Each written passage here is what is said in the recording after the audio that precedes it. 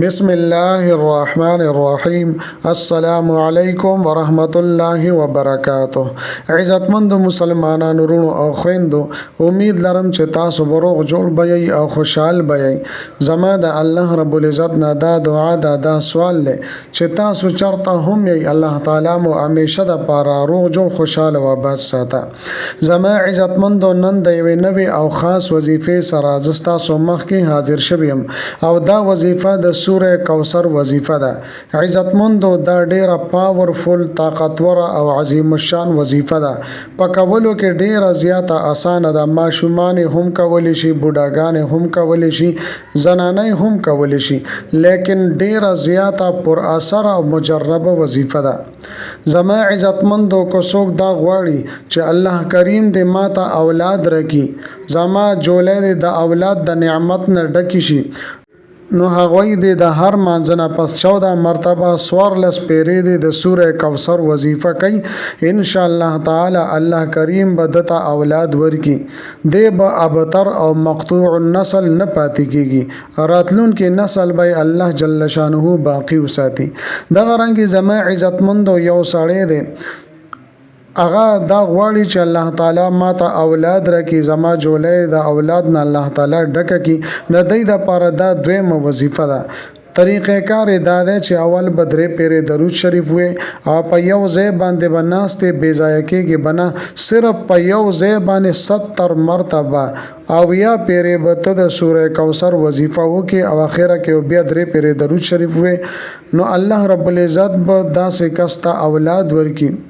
زما عزتمند اوس راځم خپل وظیفې طرف لا.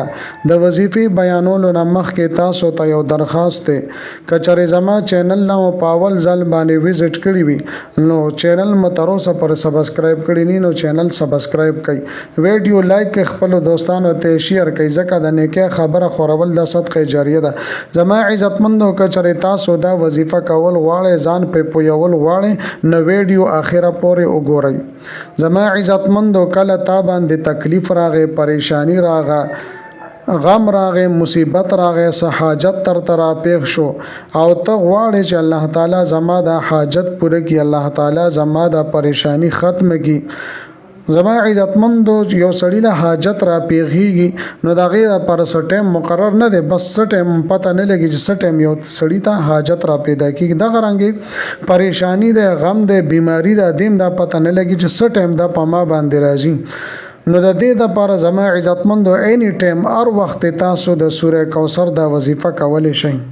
زما عزتمندو دا وظیفه و تاسو څنګه کوي، د دې طریقې کار څنګه دی.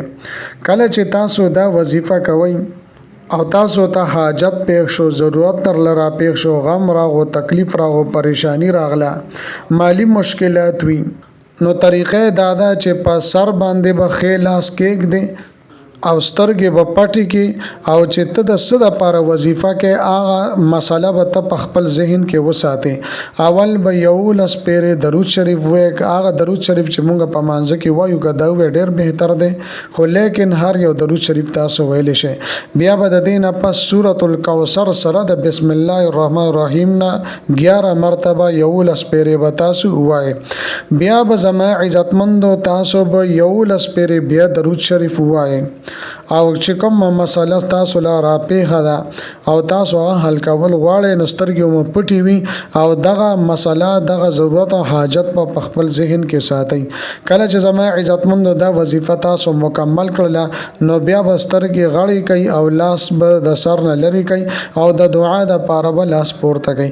زما عزتمندو دعا ډېر برکتی او اهم عبادت ته، دا عبادت معز دی. نو زما عزتمندو چې سړی الله تعالی نه دعا وغواړي، یو طرف له وظیفه کې بل طرف له الله تعالی نه وغواړي، نو ډیر زیات طاقتور اثر بکای. دا قرانګي زما عزتمند یو سړی دا غواړي چې زما د مال او دولت کې اضافه وشي، نو هغه پکار دي چې هم دې طریقې سره وظیفه هر ماهم مزنپستی دا عمل کوي.